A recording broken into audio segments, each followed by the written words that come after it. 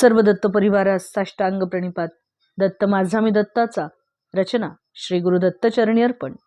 माऊलींनो, मागील विवरणात आपण पाहिले की शंकर भट्टांच्या सोबत नंबूद्री ब्राह्मण सुद्धा कुरवपुरी जाण्यास निघाला होता. तो निरक्षर होता, परंतु त्याची मात्र दत्त महाराजांवरती अतिशय नितांत श्रद्धा होती.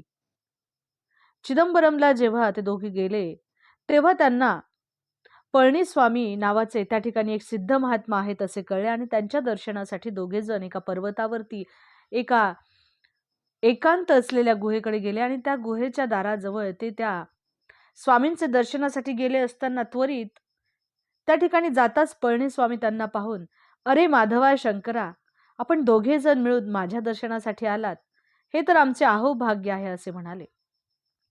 आता पहिल्याच भेटीत स्वामींनी आपले नाव ओळखले, याचाच अर्थ हे कुणीतरी सिद्ध महात्म्य आहेत हे निश्चितच शंकर भट्टांना कळाले. यामध्ये तीळमात्रही संशय नव्हता.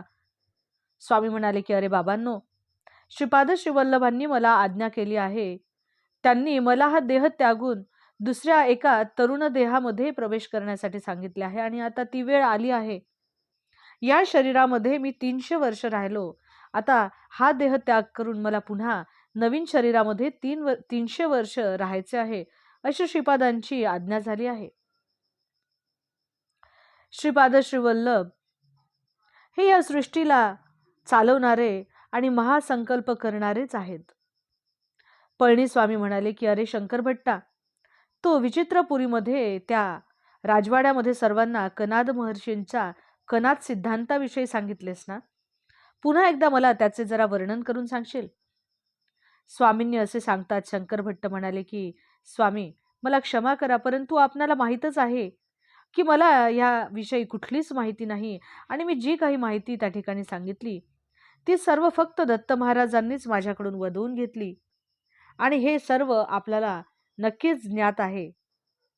तेव्हा करुणास्वरूप पळणी स्वामींनी कन सिद्धांताविषयी माहिती सांगण्यास शंकर भट्टांना सुरुवात केली आणि ते म्हणाले की, ह्या समस्त सृष्टीला सुद्धा परममूल अशा अणूंनी ही सृष्टी निर्माण झाली आहे आणि या परमाणूंच्या पेक्षाही सूक्ष्म अशा कणांनी अस्तित्वात असलेली विद्युत शक्ती उद्भवते आणि हे सूक्ष्म कण जेव्हा महावेगाने आपापल्या कक्षेमध्ये ते परिभ्रमण करत असतात आणि ते परिभ्रमण करत असता असता त्या सूर्याभोवती ते ग्रह हे भिन्न भिन्न कक्षेतून सूर्याच्या भोवती फिरत असतात.